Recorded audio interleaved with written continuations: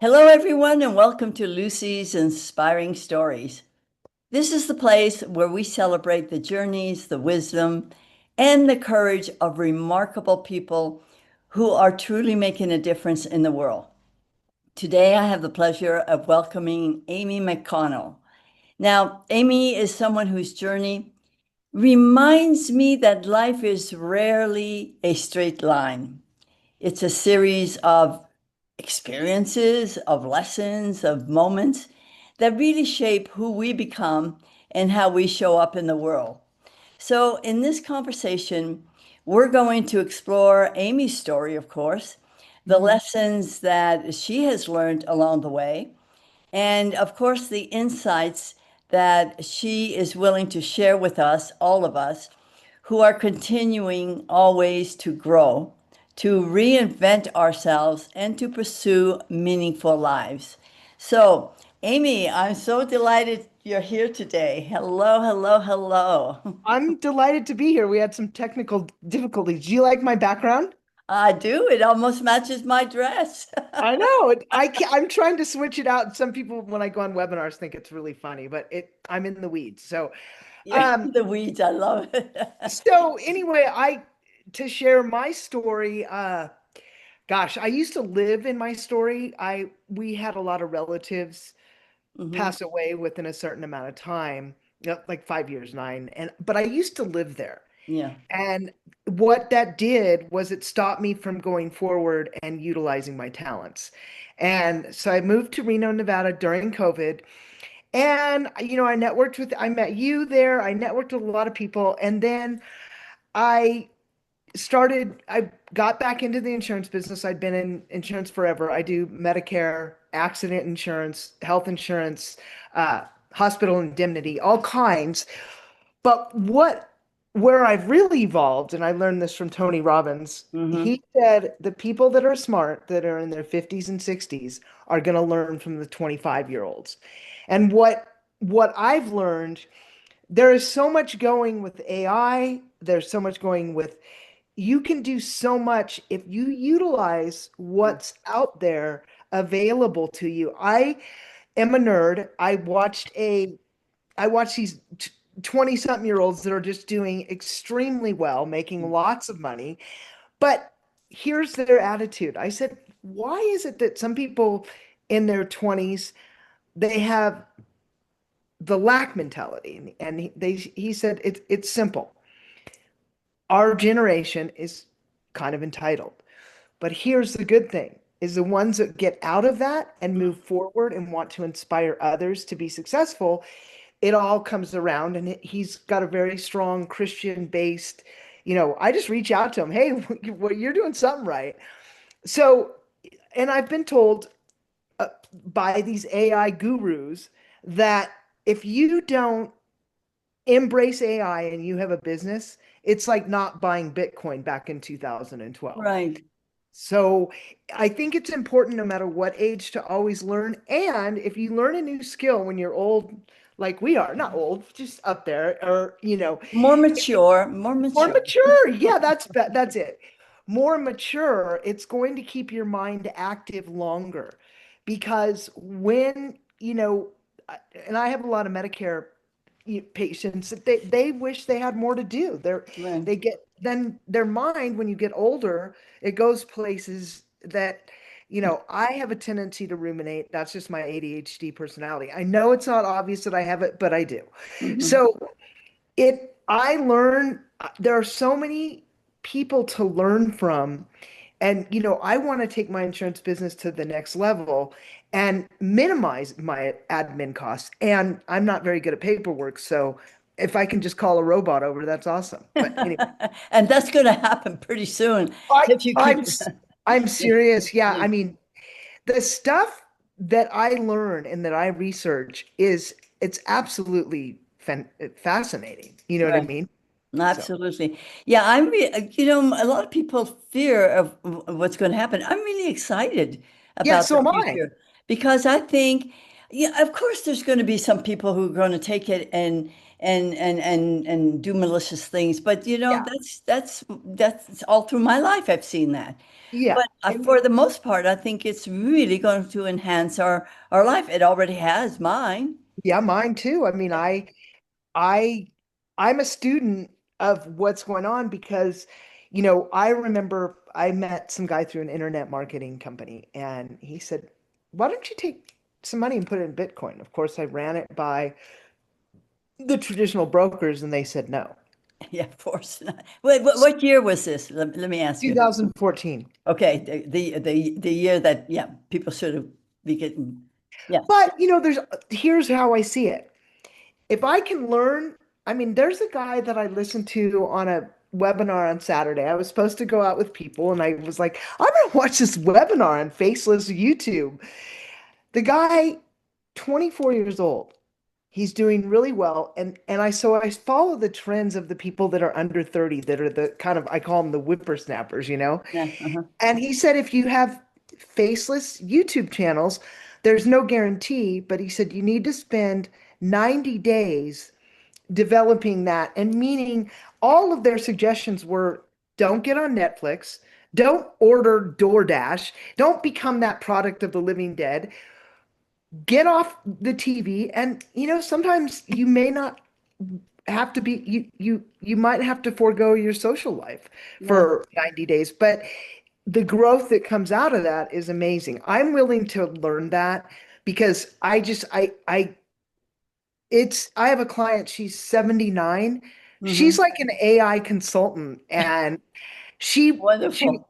really really bright woman and I said, "You're so inspiring." She goes, "I don't want to be like the rest of the people that are my age that are like doing nothing." I Binging on Netflix. Yeah. Well, my dad retired at 68. Hmm. And he said it was really fun the first 6 months, but then he was used to running big companies and he went back to work as a motivational speaker and expert Well, witness. And he said, but here's the thing. Most of my friends that retired, they either had heart attacks or just drank all the time. You right. know, and he said I don't know why, and I've heard that they kind of picked a retirement age randomly, but if you look at the politicians running our country on both sides, Democrat and Republican, they're all over 60 something years Right. old. I mean, And look at the president who's 79, right? I mean, yeah. So I mean, I think that, and a lot of these young kids, they do so well on the internet, they could retire, but they take that money and parlay it into other things. They start other companies. They do, they really, I mean, I started a company when I was 27. I started a temp agency, hmm, but I didn't some of these kids are like speaking to a seasoned professional that's been in business forever. right. And and they're very straightforward. They'll get back to you, and I like the ones that will say to me, "Do I call you Amy or Mrs. McConnell?" Okay, so there are manners left, but Right. most of these kids today, they don't have manners. That's that's very cool. That's a great, so, but you're still in the insurance business. I mean, Hmm. do you have some other businesses? I Yep. mean, well, you do, right? But Yeah. the insurance business, what was the deciding? I always want to know this about people. The deciding moment that when you realize you were meant to do this work that you're Um, doing now. well, I worked in insurance and financial planning in Los Angeles. Okay. And I'll be candid here. When my marriage was going downhill, there was a lot of stuff, and I worked for a guy, Harvey Jacobson, who's still a really good friend of mine. Love that guy. Um, but he said, this isn't working because you're too scattered. You're trying to keep a home Uh, together. You're trying to earn a living. You're trying to take care of your daughter. And at the time, I didn't have a lot of participation from my husband. And Harvey said, it's you're running ragged. I think right. you should follow your passion and go teach. You're really good with special needs kids. So I taught yoga. I have a soft spot in my heart for special needs kids because my brother was autistic. I was ADHD, but my Mhm. brother was a savant. And it always broke my heart in high school that people really, they made fun of my brother and it Yeah. wasn't cool. and he was a really nice guy, really smart. But I think too, I think a lot of kids get labeled as something. I don't know if you've ever seen Jordan Toma. He is amazing. He had IEPs, he had all kinds of learning disabilities, but part of it is instead of your struggle being your weakness, your struggle is your strength. And he is so motivating because I think it's easier. I did substitute teach in the schools in Washoe County, and I Mhm. think it's easier for the administration and teachers, nothing bad about it. Right. It's easier for them to label kids. And it just is because teaching is probably the hardest underpaid job there I is. know. I was there Yeah, 35 you years. were a teacher Mhm. for where'd you teach? In LA, right? No, in San No. Francisco, in the Bay Area. Uh-huh. And So yeah, it's a hard job. it's a hard job, and you're certainly not there for the money. You just hope that you're going to make a difference in the future generation, Mhm. and some you do, and you can't get them all. And it's like business. Some are going to like you, and some are not going to like you. I mean, Yeah. Yeah. it's a relationship no matter whether you're in school or in business. Mhm. That's what that is. So Yeah. that's very interesting. So you do have some side businesses. I mean, it sounds like you're really interested in financial matters and perhaps, teaching. I know that you mentioned this Toma guy to me. Is it Toma? Jordan Yeah. Toma? Gordon Toma. Yeah, he's from the East Coast. He's from the East Coast. What attracted you to him the most? Because Uh, I know that you said that if you could spend an hour with anybody, it would be with him. because What I would you like, discuss with him? well, when he's out at these schools, he's bringing out, junior high is a tough, I would never want to go to junior Yeah, high it's again. tough. Yeah. It's a tough age. It's tough all around. But he brings these kids that really had no confidence. He gets them to feel Hmm. like how good it feels and how powerful they are. Because I know my own daughter, I know junior high and we were going through a lot, but it just the way he works with the kids, because I think a lot of times too, the schools are like, let's just, they don't have, They're and not well most, equipped for one thing. no. Well, yeah, and most people that are successful have had some kind of a struggle, Right. and they've had an obstacle to overcome. And we all have that. I mean, nobody knew my brother, they paid more attention to his medication than mine. I wouldn't take mine. But a lot of people were like, yeah, she's really intelligent, but a little bit too much. And I can be that Hmm. because I have a really high energy level. And so I can be misunderstood. But, I've slowed down a lot working with the older people on Medicare and individuals on health insurance. You have to, I hear some of the craziest stories. Some of these older people have a wilder life than I did when I was in my 20s. I'm like, whoa, but I won't say them here because I just sit and listen and go, no, we're not going to talk about what I did in my 20s. We're going to take your application and make sure you're covered on Medicare. Yeah. Oh, okay. So that is, that's just, that's part of my job. And a lot of times listening, uh, because people have a lot of fear, especially aging, and they're, afraid that they're just, I met with a guy yesterday and he's afraid of the whole Medicare. It's Yeah. because he doesn't understand it. And, it's pretty simple, yet we complicate it because, it's like there's two types. There's Medicare Advantage plans, there's Medicare supplement plans. Advantage plans are more like an HMO. It's Hmm. kind of I say it's like putting everything in a slow cooker. And, there you go. You got your vision, your dental, your whatever, and you have to get referred. A supplement plan is you're going to pay a premium, but you're going to have more flexibility. I call that um, it- just preparing a nice meal. I love to cook. I have a cooking channel on Instagram that has 130,000 followers. Wow. And one of my clients is like, "Hey, I saw you. I was selling her insurance." She goes, have you ever thought about doing Pampered Chef? I'm like, "Yeah, I need stuff." She goes, "Well, let's get my insurance and then you can sign up for $30." So I get all this really cool stuff. So all my stuff goes synergistically because somebody goes, "Well, how do you have time to have an insurance business and a food channel and a YouTube channel. I said, okay, do you eat? Yeah. Okay, do you like to cook? Yeah. Film it. Oh, because some people think, but see, I haven't watched Netflix. I watched one movie on Netflix, and that was after open enrollment on a Saturday night, and that's it. I don't even know where my Netflix controller is. Mm, And one of the things the young gentleman, this guy, I'm not going to say his name because he's got a pretty big presence on the internet. mhm.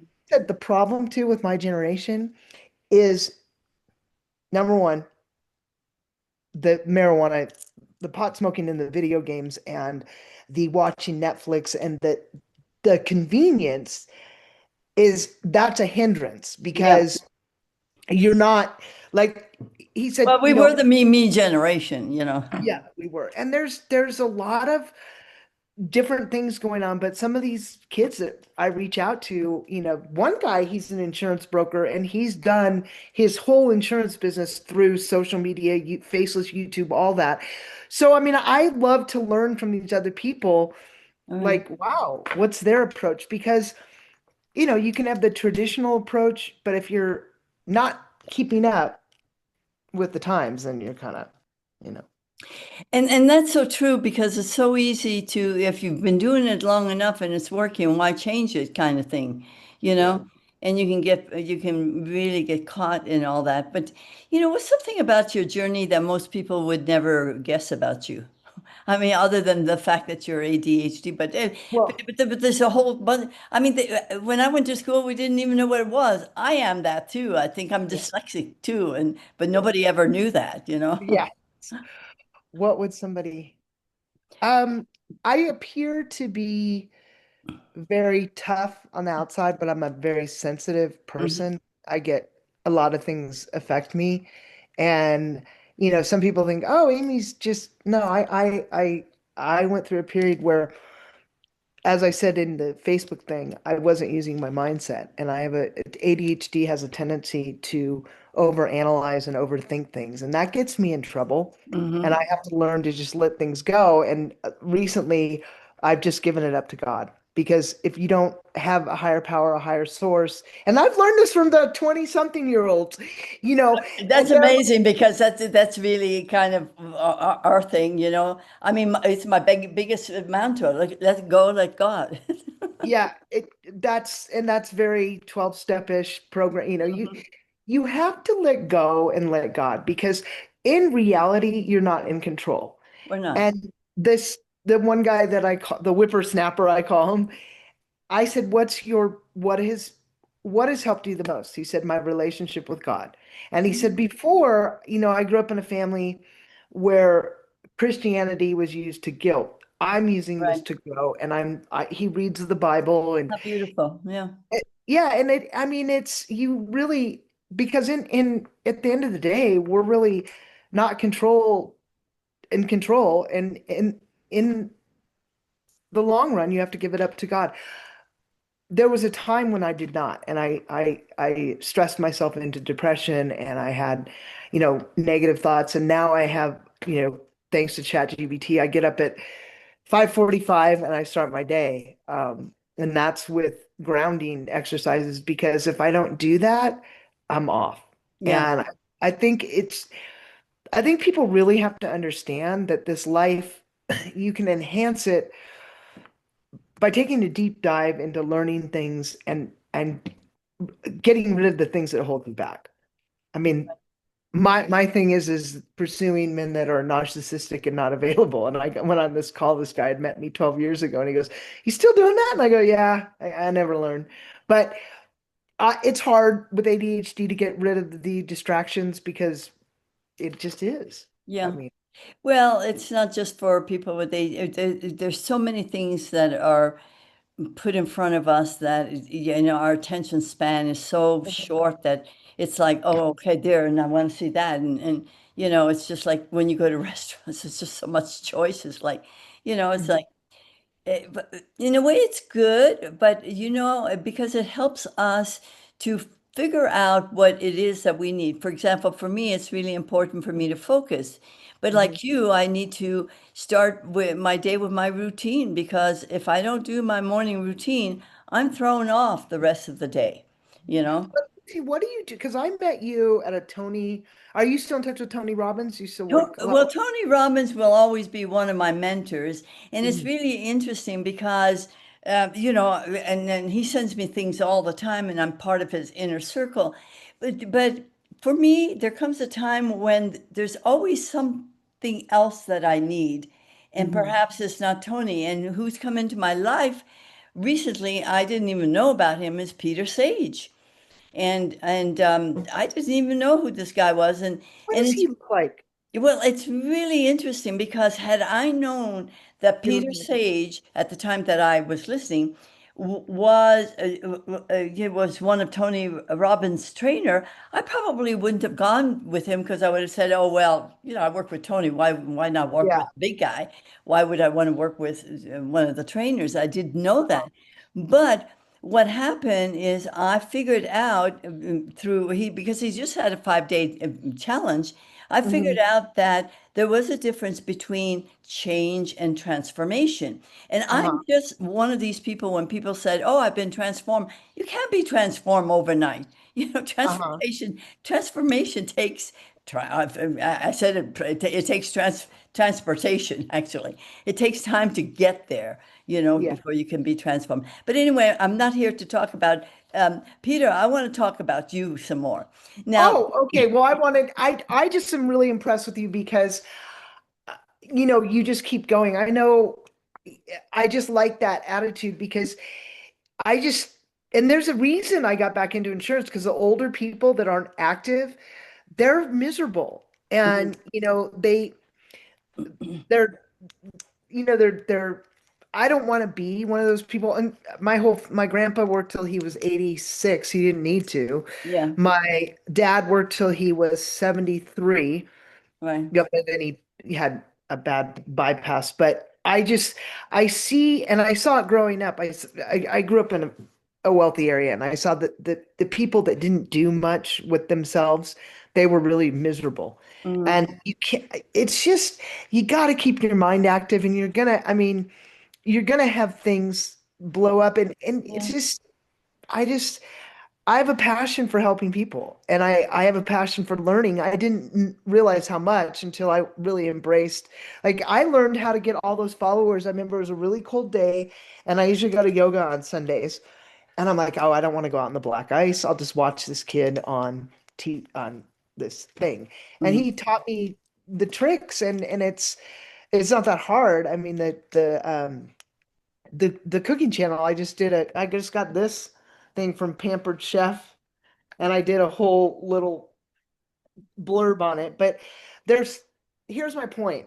There's so much opportunity right now Right. that if people don't take advantage of the AI, the all the advancements in what's going on with YouTube and how much faceless channels are making, and you incorporate that into your business, then I don't, as that young whippersnapper guy says, I don't feel sorry for some of these people. Because it's all out there, and you're absolutely right. I mean, you go to Instagram, and it says, what are you doing for the next 28 days? Let me teach you about AI. I mean, you never used to have that. People used to just keep it to themselves. People are just dying, for you to teach you things. Amy, I wanted to ask you though, you mentioned about how you like to help people. Can you tell us? And my audience, what you're most passionate about helping people with right now? I mean, right now, where you Well, are right now. in my insurance practice, Hmm. I like to help people that and make sure that I'm the agent that is with them every step of the way. Okay. And the other thing is that to be there when they want to vent and they want to talk and they want to do that. But in my business, there's a lot of people, they'll sell somebody a policy and then they never do a review with them. Right. And the people don't know what they have. I mean, they don't know what kind of coverage they have. They don't know what they were sold. The agent just sells and gets out of there. That's common in any financial services business Right. because they're not gonna We've got to they're move on to the next person. It's but all about you're quota. not Right? you're not gonna get anywhere with that. I mean, I ChatGPT has me doing I did cold calls all weekend and ended up getting two life insurance policies. So Wow. I do like to sell. I was on the wholesale side with life insurance. I was on the retail, and then I got recruited. I was a wholesale to all the brokers in West LA. Wow. So I learned a lot. So it was it I've always liked insurance, but then again, when I was on the wholesale side to some of the brokers, it was rough. I was the youngest brokerage rep ever hired. And I remember this guy, because I was with a New York licensed company, our commissions weren't, they didn't pay that Mhm. well as the other companies that would pay 100. Ours, I think, max were 80. Okay, so he knew I knew how to package and get things through underwriting. So I get him an offer, and I said, okay, I want you to split it up with Manulife and Phoenix Home Life because this lady needed a bunch of insurance for her estate planning. Mhm. And I said, if I do this, because if Phoenix gives an offer, then the other company that you're working with is going to follow suit because Phoenix is conservative. I'm only asking for you to place, do half and half. So I call him and I go, okay, so um, he said, oh, I bound the whole thing with Manulife, and I'm like, what? He said, yeah, I'm joining the Bel Air Country Club, and I go, well, that doesn't help your client much. I mean, you're supposed to have it mixed. It was two types of policies, a whole life and a universal. Right. But I was just like, so I never called on that guy again. But you get beaten up. I mean, that is like, I would say the wholesale side is the hardest side Mhm. of the business that there is. But you're And I, not there anymore, right? I no, mean, I learned a but you learned a lot. lot. But you learned a lot. Yeah. Yeah, but you get, those were the big time brokers in West LA. I mean, these guys were pulling down, I That don't know. that make well, yeah, they make insurance people always make a lot of money as far as I'm concerned. Anyway, we won't go into that because that's a whole conversation in itself. I want to talk about you a little bit more. When if you could go back now, if you had Mhm. the opportunity to go back and give yourself one piece of advice, the younger you, what would that be, Pay Amy? attention to your intuition. Uh, Um, don't rush into things. mm-hmm, Uh, your gut feeling is always right, but right. we ignore that. Because I mean, 70% of your immune system's in your gut. So I don't know, you know.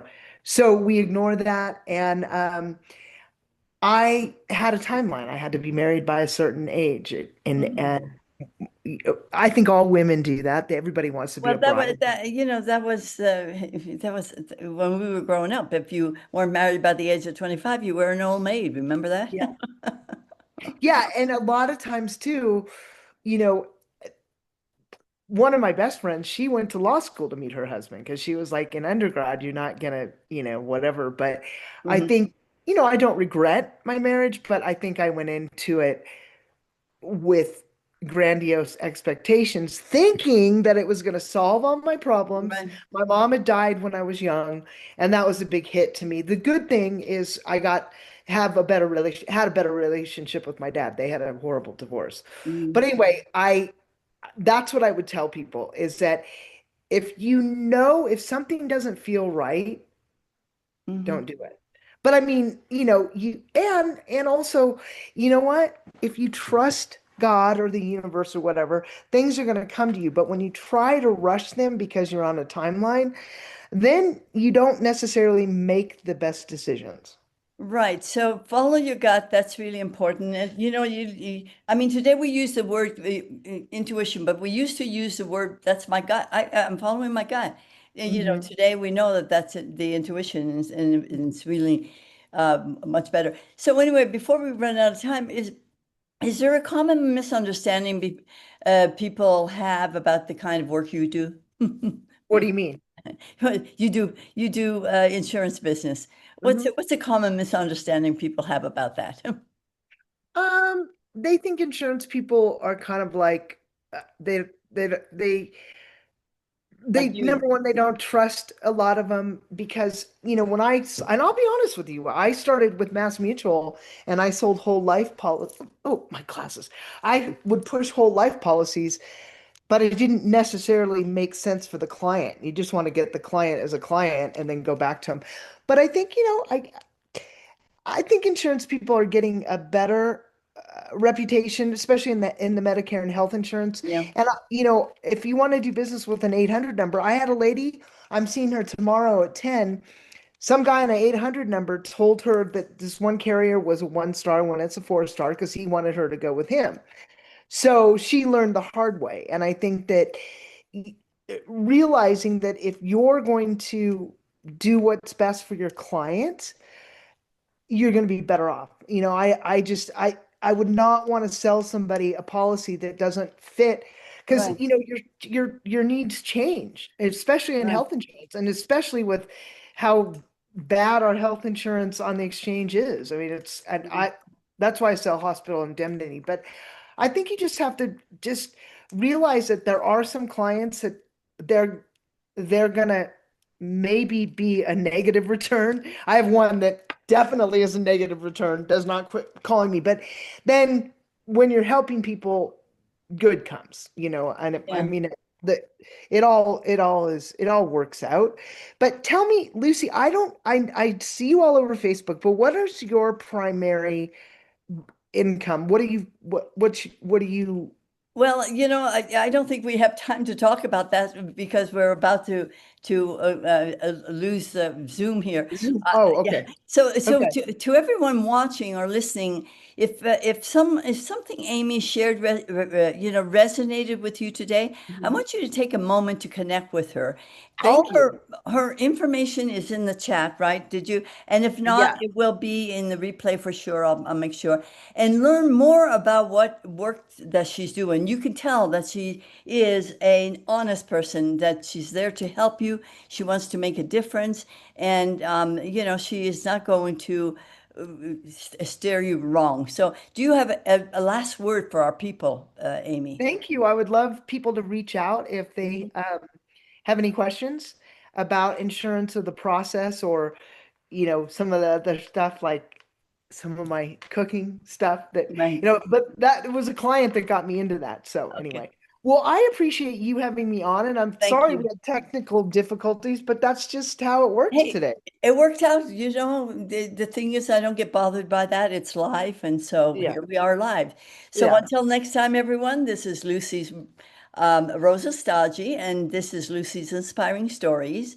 And we're always celebrating the voices that uplift, empower us, and remind us what's possible. So Thank you, thank Lucy. you. Okay. Have an awesome day. Thanks. Thank you, you too.